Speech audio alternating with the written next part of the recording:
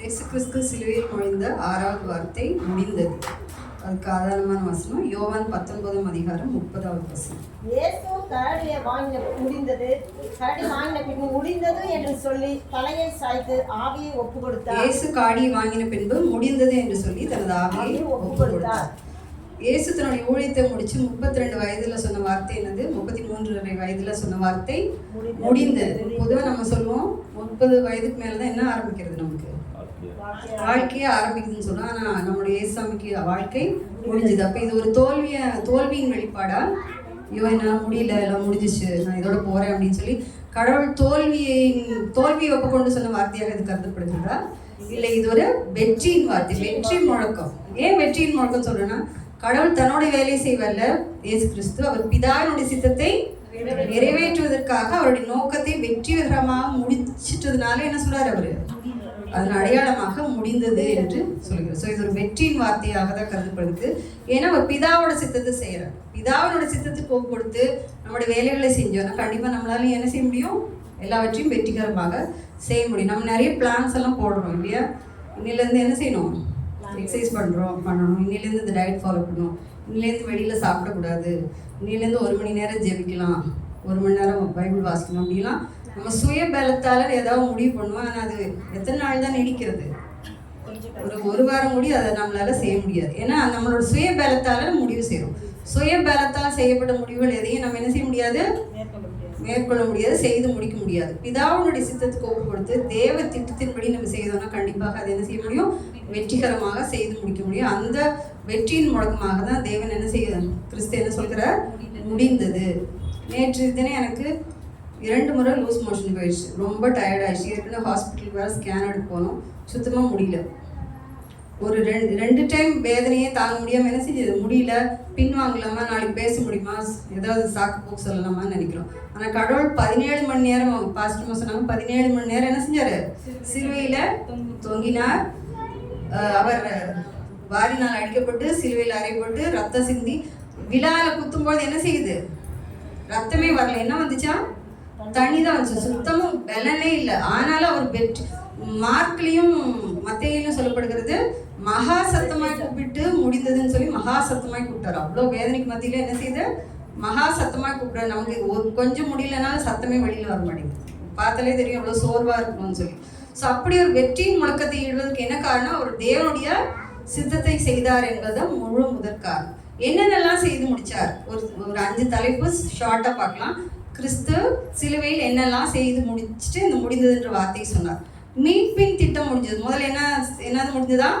மீட்பின் திட்டம் முடிஞ்சது. அது ஆதியாகமம், அதற்கு ஆதாரமா ஆதியாகமம் 3:15 வாசிக்கலாம். யாராவது வாசிங்க. உன் ஸ்திரீக்கும் உன் வித்துக்கும் ஸ்திரீ வித்துக்கும் ஸ்திரீயை நோக்கி நீ கர்மோதியார் வித்துக்கும் பகை உண்டாக்குவேன். அவர் உன் தலையை நசுக்குமார், நீ அவர் குதிகாலை நசுக்குவாய் என்று. அந்த மீட்பின் திட்டம், அதாவது பிசாசினுடைய தந்திரங்களை எல்லாம் நீ நசுக்குவே அப்படின்றத அவருடைய பிறப்பிற்கு ஆதாரமான வசனம். ஸோ அதை முடிப்பதற்காக தான் அவர் வந்தார், அதை முடித்தார். 2வது, இயேசுவின் ஊழியத்தை முடிச்சார். 3 வருட ஊழியத்தை முடிச்சார். பலவிதமான ஊழியங்களை செய்தார். என்னென்ன ஊழியங்கள்லாம் செய்தார்? அற்புத அடையாளங்களை செய்தார். குஷ்டரோகிகளை குணமாக்கினார், குருடர்களை பார்வையடை செய்தார். இப்படி பல ஊழியங்களை முடிச்சாரு. அதற்கு ஆதாரமாக நம்ம யோவான் 17:4 பார்க்கலாம். யோவான் 17:4 என்ன சொல்கிறது?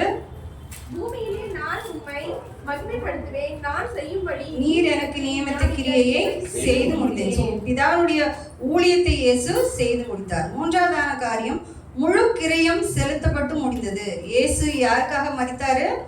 நமக்காக மரித்தார். சிலுவையில முழு கிரயத்தையும் செய்துட்டார். நம்ம எதுவுமே நமக்கு மிச்சம் மீதி அவர் எதுவுமே இல்லை. முழு கிரயத்தையும் செய்து முடிச்சது அப்படின்றது கிரேக்கத்துல ஒரு வார்த்தை சொல்லப்படுகிறது, டெட்டலஸ்டாய் அப்படின்ற ஒரு வார்த்தை சொல்லப்படுது. கிரேக்கத்துல டெட்டலஸ்டாய் அப்படின்னு எதுக்காக அந்த வார்த்தையை பயன்படுத்துறாங்கன்னா, ஒரு நிலத்தையோ ஒரு பொருளையோ வாங்கிட்டாங்கன்னா அதுக்கு பணம் பே பண்ணிடுறோம் இல்லையா? அந்த முழு பணமும் செலுத்தி முடிச்சாச்சுன்றதுக்கு தான் அந்த வார்த்தை டெட்டலஸ்டாய்ன்னு சொல்லுவோம். உதாரணத்துக்கு நம்ம ஒரு ஹோட்டலுக்கு போகிறோம், அது ஒரு கடைக்கு போய் ஏதோ பொருள் வாங்கணும்னா பில் பே பண்ணிட்டு பில்ல என்ன செய்யறாங்க? ஒரு முத்திரை கொடுத்துறாங்க இல்லையா, பெய்டு அப்படின்னு சொல்லி. அந்த வார்த்தை தான் டெட்டலஸ்டாய். அதே அந்த தமிழ்ல தான் அதோட வார்த்தை என்னது?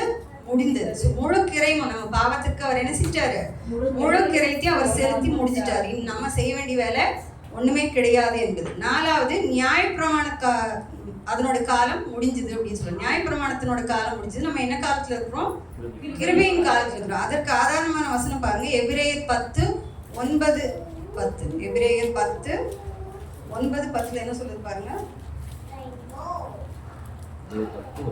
தேவனே சித்தத்தின்படி செய்ய இதோ வருகிறேன் என்று சொன்னார். இரண்டாவதை நிலைநிறுத்துவதற்கு முதலாவதை நீக்கி போடுகிறார். இயேசு கிறிஸ்துவினுடைய சரீரம் ஒரு தரம் பலியிடப்பட்டதினாலே அந்த சித்தத்தின்படி நாம் பரிசுத்தமாக்கப்பட்டிருக்கிறோம். சோ நியாயப்பிரமாண காலத்துல அனுதினமும் பலியிடணும். அடிக்கடி அவங்க என்ன செய்ய வேண்டியது இருக்கு? பாவத்திற்காக பலியிட வேண்டியது இருக்கு. ஆனா நம்முடைய பாவத்திற்காக ஒரே தரமாக நம்முடைய ஆண்டவர் பலியிட்டதுனால நம்ம இப்ப என்ன காலத்துல இருக்கிறோம்? கிருபையின் காலத்துல இருக்கிறோம். நியாயப்பிரமாணத்தினுடைய காலம் முடிந்தது. ஐந்தாவதாக சாத்தானுடைய கிரியைகள் அழித்து முடிஞ்சிச்சு. கடவுள் என்ன செஞ்சிட்டாரு? சாத்தானுடைய கிரியைகளை அழித்து முடிச்சிட்டாரு. அதற்கு ஆதாரமா 1 யோவான் 3:8 வாசிங்க. 1 யோவான் 3:8. பாவம் செய்கிறவன் பிசாசினால் உண்டாயிருக்கிறான், ஏனெனில் பிசாசானவன் ஆதி முதல் பாவம் செய்கிறான். பிசாசினுடைய கிரியைகளை அழிக்கும்படிக்கே தேவனுடைய குமாரன் வெளிப்பட்டார். பிசாசினுடைய கிரியை அழிக்கிறதுக்கு, சாத்தானுடைய கிரியைகளை அழிக்கிறதுக்காக என்ன செய்கிறார்?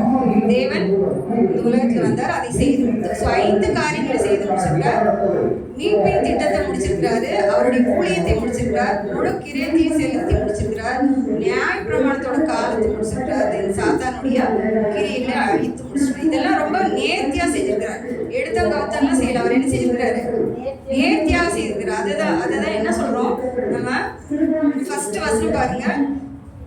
அவர் ஆரம்பிக்கும் பொழுது யோவான் 4:34 வாசிங்க. யோவான் 4:34 என்ன சொல்லப்படுகிறது? இயேசு அவர்களை நோக்கி, நான் என்னை அனுப்பினவருடைய சித்தத்தின்படி செய்து அவருடைய கிரியையை முடிப்பதே என்னுடைய போஜனமாய் இருக்குது. ஸோ பிதாவுடைய சித்தத்தை கிரியை செய்து முடிக்கிறது என்ன இருக்குதான்? அவருடைய போஜனமாய் இருக்குது. அந்த போஜனத்தை எடுத்து தான் அந்திரமா ஒரு ஊழியம் செஞ்சார். 17:14 என்ன சொல்றாரு? பூமியிலே நான் உம்மை மகிமைப்படுத்தினேன், நான் செய்யும்படி நீர் எனக்கு நியமித்த காரியத்தை செய்து முடித்தேன். அவருடைய போஜனத்தை கிரியை டெய்லி சாப்பிட்டுட்டு இருந்தாரு. அவருடைய கிரியை செய்து முடிச்சிட்டாரு. பாட ஆரம்பிக்கிறதுக்கு முன்னாடி என்ன செஞ்சார்? லூக்கா 22:42 வாசிங்க. லூக்கா 22:42.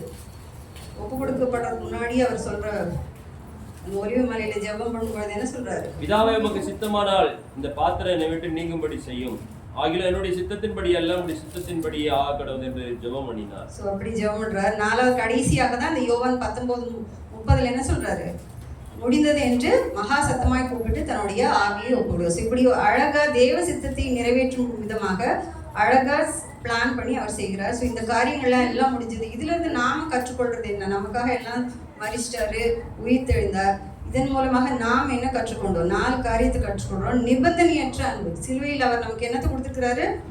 நிபந்தனையற்ற அன்பு. நிபந்தனையற்ற அன்புல இந்த காலத்துல கிடைக்காது. கண்டிப்பா நீ இதை கொடுத்தேன்னா நான் உங்களுக்கு தரேன். Give respect and take respect. தானாக போய் முன் வந்து யாரு? முதலாவது நம்ம என்ன செய்யணுமா? வாழ்த்துறதுல முந்திக்கணும்னு சொல்றாங்க. அதே போல அன்பு காமிக்கிறதுல நம்ம என்ன செய்யணும்? முந்திக்கொள்ளணும். கடவுள் நிபந்தனையே இல்லாம ஒரு அன்பு கொடுத்தார். தாயோட அன்பு தான் நிபந்தனையற்ற அன்புன்னு சொல்றோம் இல்லையா? ஸோ அப்படி நம்ம ஒருத்தர்கிட்ட எந்த விதமான காரியமும் எதிர்பாராம நம்ம என்ன செய்யணும்? அவங்ககிட்ட அன்பு கொடுக்கணும். அந்த அன்பு தான், நிபந்தனையற்ற அன்பு தான் கடவுள் நமக்கு கற்றுக் கொடுத்துருக்காரு. 2வது நம்ம ரட்சிப்பின் நிச்சயத்தை கற்றுக் கொடுத்துருக்காரு. ஸோ கடவுள் நமக்காக மறிச்சிட்டுனா நமக்கு இனி என்ன செய்ய தேவையில்லை, நம்ம எதுவுமே செய்ய தேவையில்லை. அவர் எல்லாமே நமக்கு செஞ்சு முடிச்சிட்டாரு.